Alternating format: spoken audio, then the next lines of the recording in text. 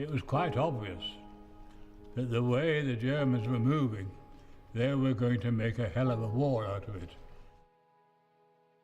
So I was ready for war. It's our country. You die for your country.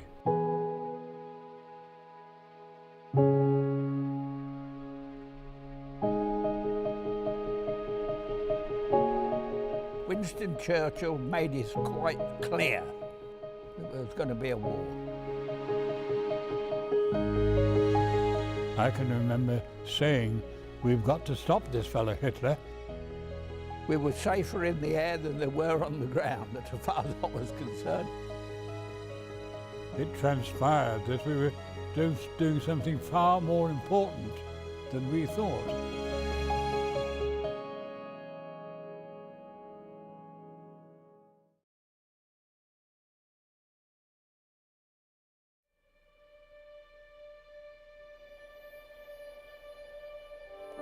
It was the summer of 1940, and having vanquished much of Europe, including France, Hitler had turned his attention to the one country that still stood against him.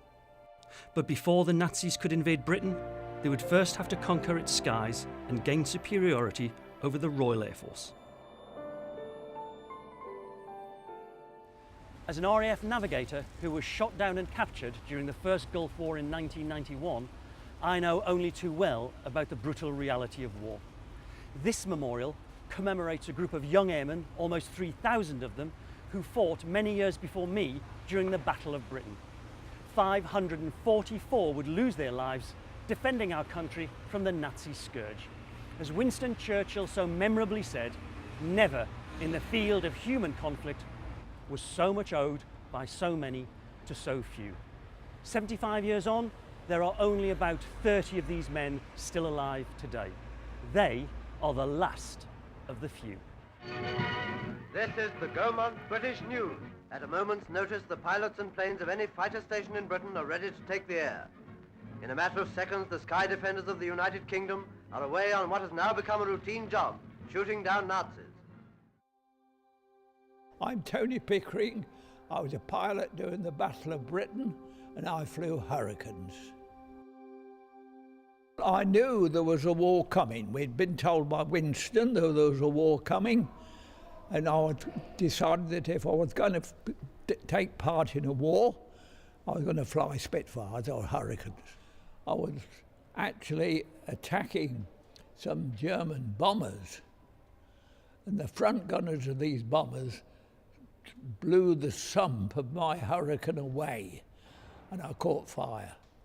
So as soon as you see flames in an aircraft when you're by yourself, you don't stay aboard. I just raised myself out of the seat, pulled the pin, and ping, I was out like a cork out of a bottle. I got a little bit scorched around the face, but not burnt. I wasn't burnt. The only thing I can remember is the comradeship and the way we were looked after by the ladies. You know, the girls, they fed us, they tucked us up in bed at night time, just like mother. When you're 19 years of age, I don't think you'd think too deeply about what's going to happen. I mean, you do think to yourself, well, there's a possibility I'll get shot down, but I might be able to jump by parachute, I might not, I might be a prisoner of war. I was quite prepared if my time had come to go. High above London, a formation of enemy raiders is a target for anti-aircraft fire. It is not an unfamiliar sight at present, but as Royal Air Force superiority grows, as anti-aircraft fire becomes still more deadly, it will take its place as a thing of the past. I'm Ken Wilkinson. During the war, I flew with 19 Squadron in the Battle of Britain. On 1st of September 1939, I wrote myself off. I thought, you've got no chance of lasting through whatever it's going to be, because it was quite obvious that the way the Germans were moving, they were going to make a hell of a war out of it. And so I was ready for war. It's our country. You die for your country. Say war is a total war, and it certainly was in England in 1940. All the stuff that was being thrown at us, and when you think that all the thousands of citizens that were being killed by this absurd bombing, still they had to pay for it, didn't they? Yes, you lost people, friends that didn't come back. Yeah. You have to get into an attitude and to make sure that basically you're as cold as a fish. And once somebody has failed to return, that's it. Dame Fortune smiled on me and not on some of the others. I can only say that whoever it was that pooped off at me wasn't a very good marksman. Were you lucky? Oh, lucky as hell.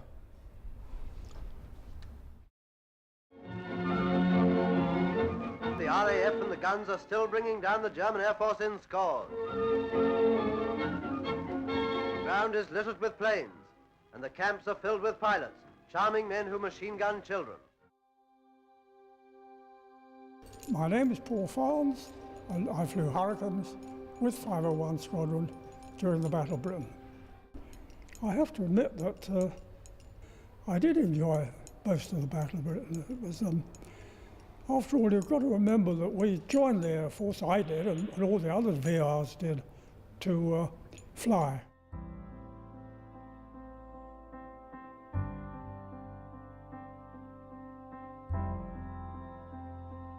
To be able to fly several times a day, every day, in one of the finest aeroplanes going, was good. I'd gone up with the squadron, and I was on the way back, and suddenly coming towards me, I saw a Ju-88 at the same height. I couldn't believe it. Anyway, I whipped round and followed him, gave him a few bursts, and he crashed. And the CO of the station took me over in the car, and I met the pilot, and that was quite fun. What did you say to the man that you just shot down and nearly killed? Did you shake his hand? I tried to, but he wouldn't shake hands. We lost 20 pilots out of 60. And suddenly say, well, where's that chap who came here a couple of days ago? He didn't come back. It sounds like a very fragile way to live your life. It was very fragile. But strangely enough, it was a good life. I enjoyed it. Enemy territory has been battered by bombs of the Royal Air Force. Germany has had 700 raids. Each raid has been a cog in a great machine built up to smash forever the Nazi reign of bullying and greed. These men won the battle with skill and military strategy, but also with bravery and resolve. Coming together at the RAF Museum's Battle of Britain Hall 75 years on, these three veterans' experience of the war is one they all share. You're young and you're enthusiastic. That was the trouble with most of our people. They were too enthusiastic. You had to be careful they didn't shoot you down. It was a shambles, quite honestly. I mean, once you started, it was every man for himself. I mean, there were aircraft everywhere. I remember sitting on the ground waiting to go, and I found it quite a nervous experience in actual fact until one got airborne. The only emotion I felt was, let's get off the ground as quickly as possible. We were safer in the air than they were on the ground, as far as I was concerned.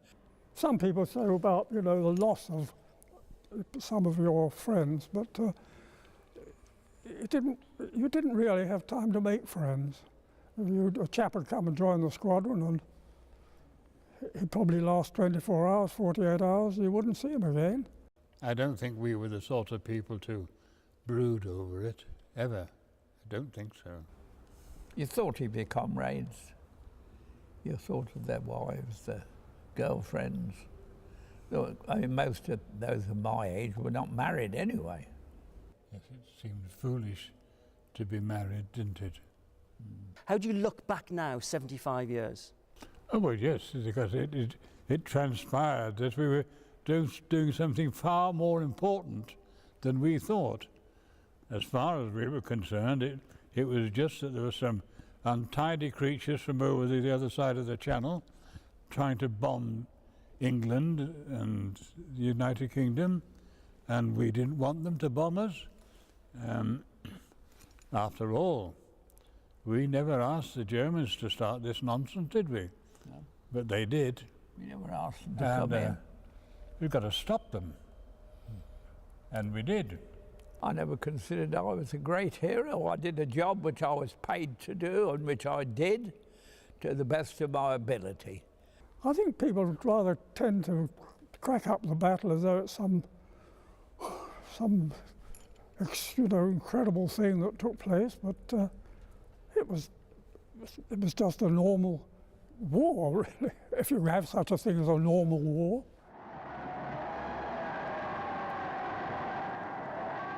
It was another 5 years until the Nazis ultimately surrendered to the Allies and the war was over. But it was their failure to match Britain in the air in 1940 which marked a turning point in World War II. Thanks to the resilience of the British people and the skill of the Royal Air Force, it proved to be just as Churchill had predicted, our finest hour.